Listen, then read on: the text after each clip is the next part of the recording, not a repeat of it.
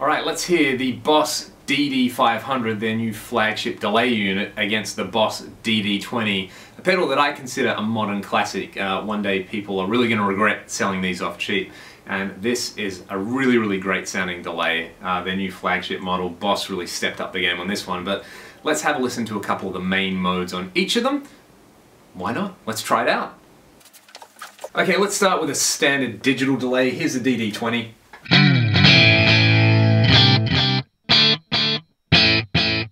And here's the DD500.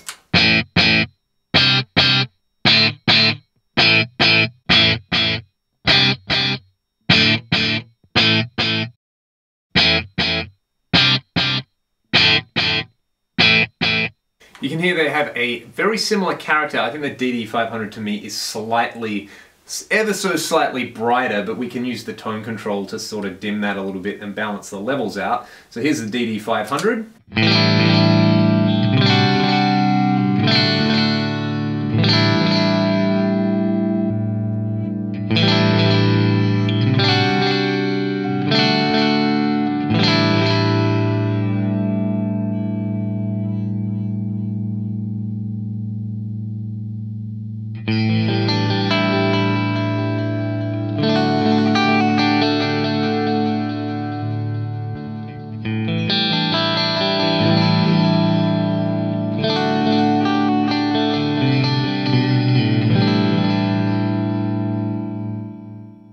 You can hear that they sound quite similar to one another, which is quite surprising. Right, let's move on to the analog mode. Here is the DD20 followed by the DD500.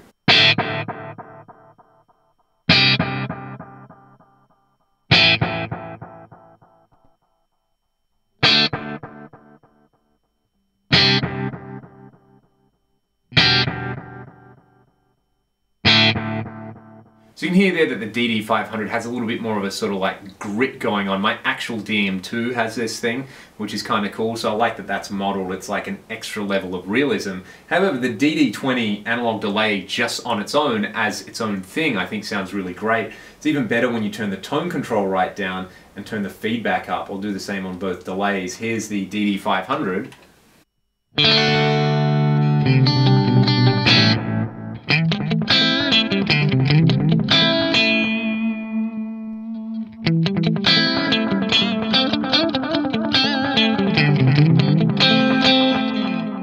And again, the DD20 and the DD500 each have their own kind of distinct character there. To me, the DD500 blended a little more. It sounded more like a sort of old school reverb at those settings, whereas the DD20 still definitely sounded like a slapback echo. Not a bad thing, they're just definitely different, to my ears anyway. The tape delay is really cool. Let's do that again. Let's start with the DD20.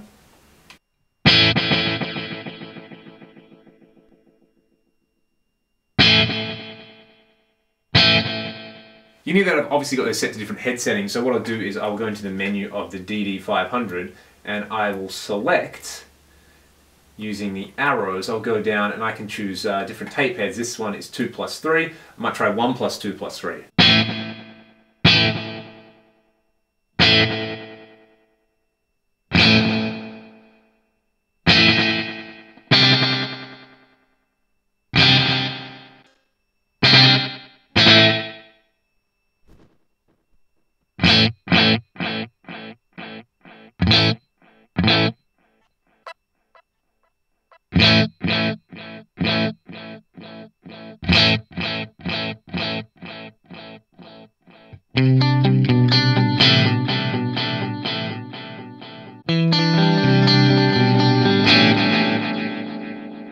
So cycling through those different sounds, again, the pedals do different things. The overall tonality is pretty close, but you've just got so much more flexibility with the DD500.